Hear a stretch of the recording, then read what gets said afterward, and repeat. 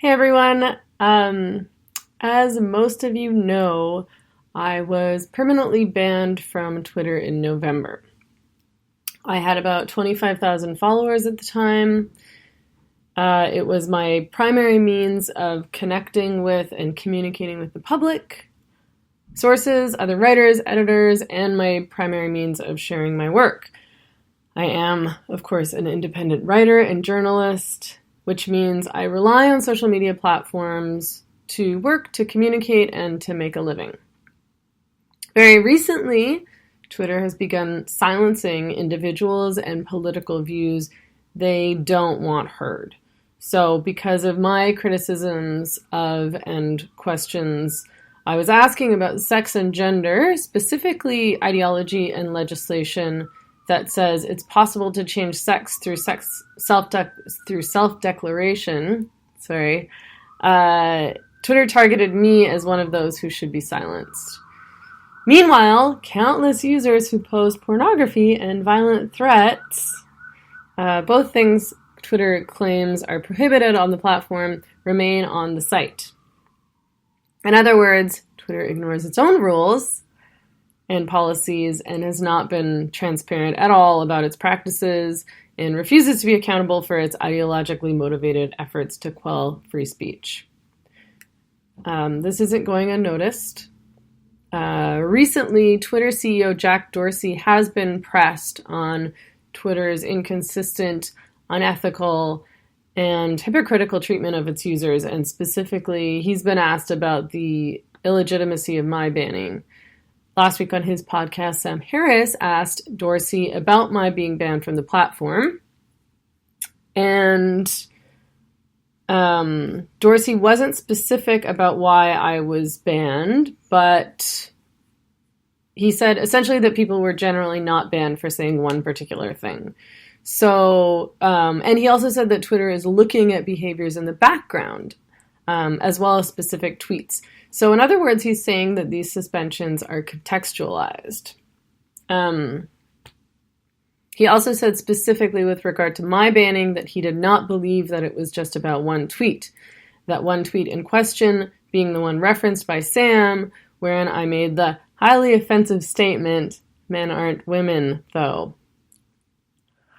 Of course, I have never broken any Twitter rules, and the background behaviors Dorsey mentioned are things that I've never engaged in, specifically controlling multiple accounts and using those accounts to harass the same people or try to shut them down. Dorsey also mentions doxing, threats of violence, and troll armies intending to silence someone, i.e. things that I've been subjected to, with the exception of doxing, but I've never done to anyone else. He also tells Sam that he is concerned that some people are using freedom of expression to try to shut other people down, and that Twitter is trying to protect those people from being silenced. Ironically, I am a person who people on Twitter and elsewhere were and are trying to silence. Trans activists like Adrian Harrop, for example, bragged on Twitter that they were targeting my account in an attempt to force Twitter to shut me down. And he's not the only one. But rather than protect me from these bullies, Twitter caved to them and silenced me. So yeah, I haven't engaged in any of these behaviors that Dorsey mentioned, and I didn't break any Twitter rule when I was tweeting. But let's go ahead and set the record straight anyway about the specific tweets my account was locked down temporarily for, and the tweet I was eventually permanently banned for. I was targeted first and foremost, as I mentioned, because my critiques of gender identity, ideology, and legislation were getting traction on Twitter. I was also locked down and forced to remove a number of tweets criticizing a local trans activist for attempting to defund Vancouver Rape Relief and Women's Shelter at the BC Federation of Labour Convention in 2016, for having the ads pulled from my website, Feminist Current, which he publicly bragged about, and for having a local anti-poverty activist no platform from a conference in Vancouver. This individual identifies publicly and professionally not as a woman, as far as I can tell based on his website, but as a transsexual and as a sadist. So, sorry, I just want to get all the details right. After my account was unlocked, I deleted those tweets about this person. I then tweeted, "Hi Twitter, I'm a journalist. Am I no longer allowed to report facts on your platform?" And I attached a screenshot of the email Twitter had sent me, which specified the tweets that they had locked my account for and made me delete. They then locked my account again and made me delete that tweet. It's clear that the issue was not that I tweeted anything hateful or that I broken Twitter rules, but it's more likely, as far as I can tell, that it was just that this particular individual didn't like that I was tweeting this information and these criticisms, and this was proven to me as I eventually was made to delete every single tweet I'd ever posted referencing this person, even those that didn't even include his name. My account was fine after that until November, when I tweeted in response to another user, "Men aren't women though." This tweet was not in reference to any particular individual.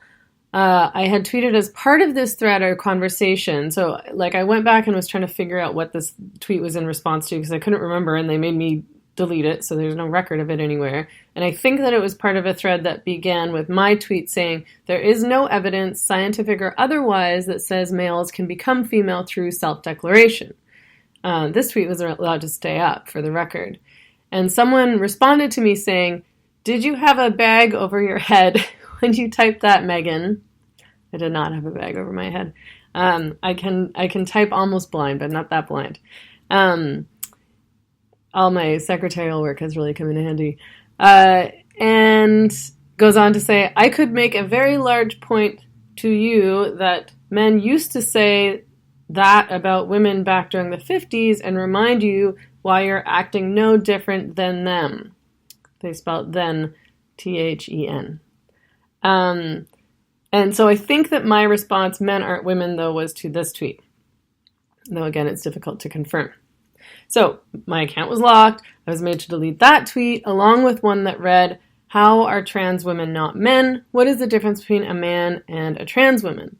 Which was also in response to a broader conversation, though I'm not able to pinpoint exactly what comment I was responding to. Once my account was reinstated, I was naturally angry. And, it felt like I was clearly being targeted for my personal and political beliefs, not because I was engaging in any hateful conduct, as they call it.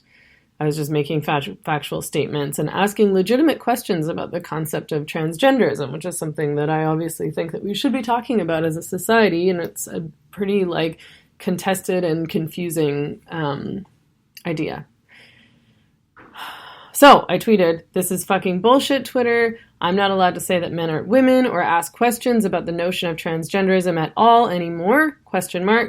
That a multi-billion-dollar company is censoring basic facts and silencing people who ask questions about this dogma is insane." And again, I included a screenshot of Twitter's stated reason for locking me out, i.e. the two tweets about men not being women and asking what the difference is between trans women and men. This tweet went viral at 20,000 likes. I don't think that Twitter liked that very much, so they locked my account again and made me delete that tweet. Later in November, my account was locked again, and I was made to delete two other tweets referencing the transsexual sadist, in their words, not mine, that I mentioned earlier, and specifically his role in a smear campaign against anti-poverty activist Yuli Chan. A few days later, the fateful morning of November 23rd, my account was locked again, although I wasn't told why. I only received the message saying, "Hi, Megan Murphy. Your account, Megan E. Murphy, has been locked for violating the Twitter rules. Please note that repeated violations may lead to a permanent suspension of your account. Proceed to Twitter now to fix the issue with your account." After that, my account was unlocked. I guess I deleted the tweet they wanted me to. I don't know what it was. because they didn't tell me. And my blue check mark to signal that my account was verified, meaning that I am who I say I am, not a Megan Murphy impersonator, was removed as punishment, I guess, which seems a little bit childish to me.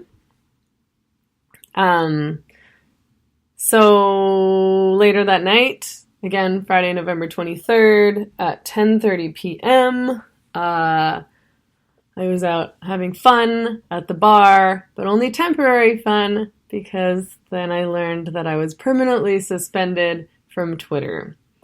And Twitter cited a tweet saying, "Yeah, it's him," and told me that I had violated the hateful conduct rule again. That tweet was in response to my own tweet asking, "Is it true that the man responsible for trying to extort money from estheticians who refused to give him a Brazilian bikini wax is," this is the Twitter handle, whatever this person's Twitter handle is, "YTF is the media/court protecting this guy's identity either way. The women he targeted don't get that luxury." So I was essentially tweeting facts about two people who didn't want these facts tweeted about them. I was criticizing the behavior of a person who had been targeting, smearing, trying to take away income from, and silencing women, and the behavior of another person who I believed was behaving in what I considered to be a predatory way. And I was also criticizing Twitter's response to my efforts to call out unethical predatory behavior and to engage in reasoned debate about an issue that impacts the public, particularly women and girls. Again, I wasn't threatening violence. I've never threatened violence. I wasn't doxing anyone. I wasn't harassing anyone. The person I referenced who tried to sue estheticians for declining to give him a Brazilian bikini wax still goes by his male name on Twitter and elsewhere online.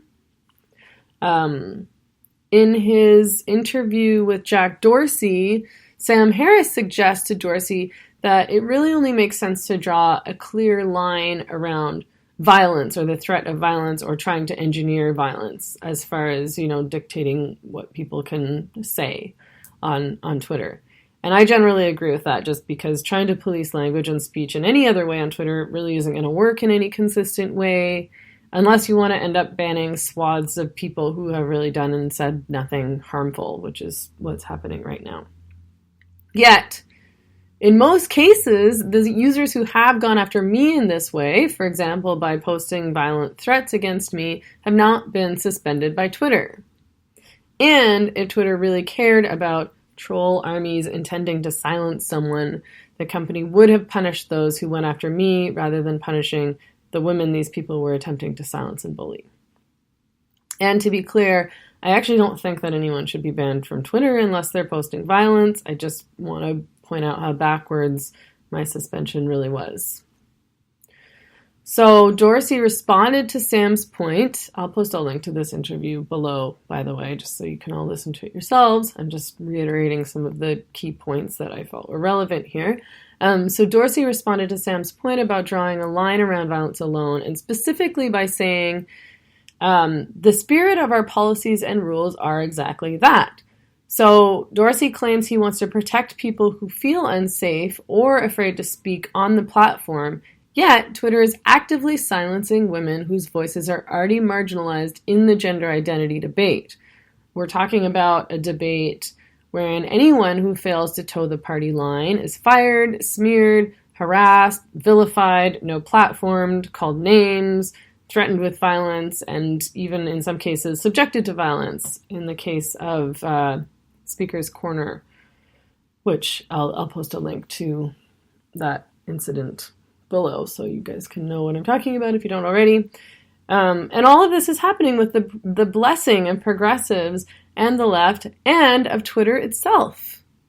So, for example, when we held an event last month in Vancouver to discuss the issue of gender identity and women's rights, we received a number of explicit violent threats, some of which were sexualized. And when asked about the event and my arguments, our supposedly progressive mayor, Kennedy Stewart, responded saying that he thought it was despicable. who knows what he thought was despicable. He didn't say. I don't know if he even knew what he thought was despicable. But he declined to say anything critical about those violent, misogynist, rather terrifying threats that were directed at me. You know, a woman trying to have a conversation about women's rights and safety. So again, in that interview, between Sam Harris and Jack Dorsey, Sam asks Dorsey why he still hasn't banned Donald Trump from the platform. And Dorsey says, Sam says, "It just seems to me that whatever criteria you use to judge whether somebody is a bad actor on your platform, Trump has violated those same criteria in spades. We're talking about the President of the United States who calls out private individuals for abuse, knowing that his mob is going to target them. He's called out individual businesses. This is somebody who could actually start a war by some of his ejaculations on Twitter." End quote. Dorsey responds by saying, "Well, you're right. He's been consistent in how he uses the platform from day one. If you look back at all his tweets, he's been extremely consistent in how he uses the service, how he talks. I think you'll find the same consistency in how he talks to the press and how he calls into shows like Fox and Friends, and there's not significant gaps or dissonance between those mediums.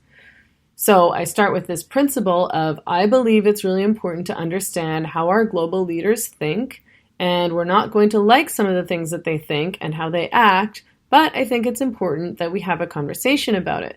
I think it's important that the conversation is on the same surface of where they're communicating.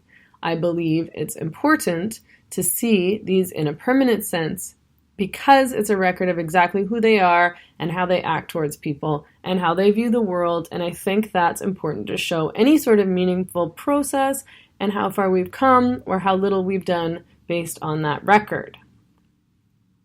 End quote. And I personally, and I know that many other people agree with me, I personally think it's important to have a conversation about the way that disappearing women as a legal entity and a class of people, and as a material reality, will impact women's rights. And I think it's important that there is a record of women's attempts to push back against legislation and ideology that does just that. I guess Jack Dorsey doesn't agree with me. I too have been consistent in my behavior and arguments, but consistently, my arguments with regard to gender identity have been made rationally, clearly, and in good faith with women's safety and the good of society in mind. I am clear about the fact that I do not believe it's possible to change sex, and I've asked the same questions over and over and over again in an attempt to get clarity on what it means to be transgender.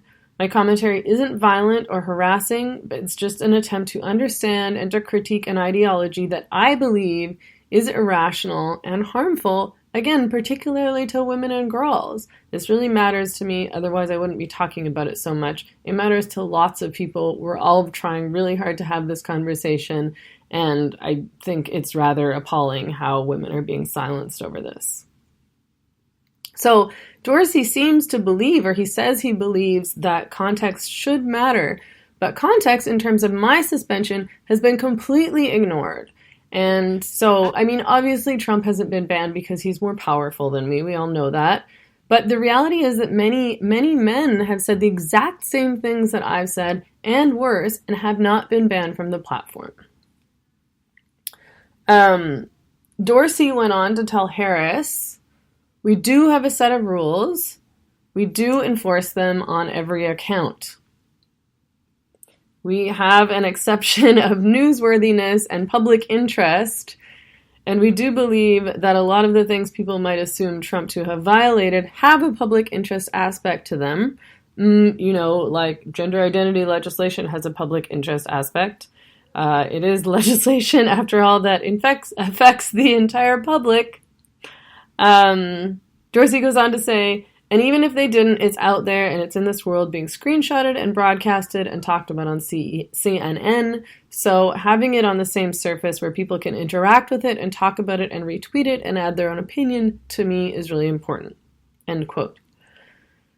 So here, Dorsey is basically lying. If he genuinely cared about people being able to engage with important ideas and public policy on Twitter, he would let people speak about gender identity and gender identity legislation on the platform, even if they were disagreeing with his or his employees' personal opinions about that issue. And this is not the first time that Dorsey has lied about Twitter policies and practices. On September 5th, 2018, in sworn testimony before the U.S. House of Representatives Committee on Energy and Commerce, Dorsey said, "I want to start by making something very clear. We don't consider political viewpoints, perspectives, or party affiliation in any of our policies or enforcement decisions, period." Later in the hearing, he reiterated, "Our policies and algorithms don't take into consideration any affiliation, philosophy, or viewpoint." Early on, Twitter was emphatic in its defense of free speech as a core value of the company. In 2013, the New York Times explained, "Twitter has definitely built something of a reputation for protecting free speech." Even unpopular speech. In March 2012, Twitter's then Vice President Tony Wang explained that generally we remain neutral as to the content because our General Counsel and CEO like to say that we are the free speech wing of the Free Speech Party. Sounds great. Free speech. So, free speech was not just a minor detail lurking in Twitter's terms of service. It was, according to Twitter, the entire reason the platform was founded and the platform's most basic function. In January, so just last month, Jack Dorsey told Rolling Stone in response to a question about how Twitter is dealing with harassment and false information on the platform, "We can't be arbiters of truth." So, Twitter is not the arbiter of truth, nor do they take political views into consideration when banning people from their platform, unless, of course, a woman speaks the truth about biological sex, gasp, or tries to hold a man accountable for his behavior, in which case Twitter is incredibly swift in determining truth and whether or not a man should be protected from accountability.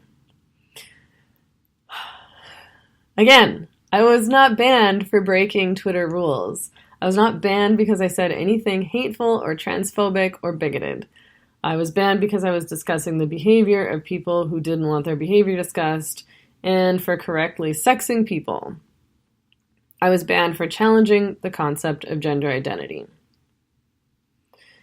And even if what I tweeted did actually constitute misgendering or dead naming, which it does not, because, as I mentioned, the individual is banned for tweeting about still uses his male name publicly, Twitter promised users in its terms of service that changes will not be retroactive, and that it would provide 30 days advance notice of any changes that impact the rights or obligations of any party to these terms.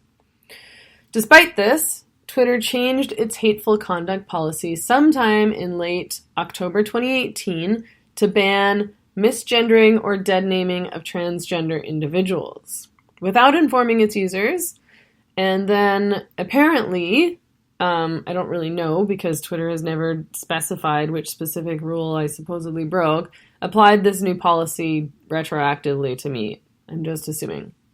Twitter's rollout of the policy was so secretive that the exact date that the new policy was added has never been confirmed by Twitter or anyone else.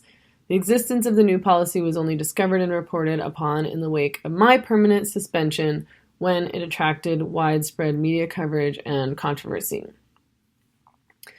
So, despite Dorsey's claim that Twitter doesn't take political viewpoints, perspectives, or party affiliation into consideration in its policies or enforcement decisions, Twitter's new misgendering policy censors users from expressing a widely held viewpoint, namely that sex is determined at birth and is not simply a matter of personal preferences.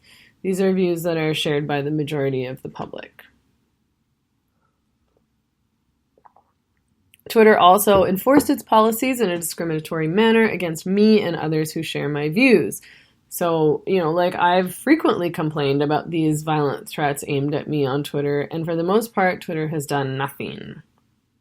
By contrast, Twitter locked me out of my account for criticizing public figures and for asking basic questions about biological sex, which is not against Twitter rules. Twitter executives have lied many times, not just Dorsey, publicly and under oath.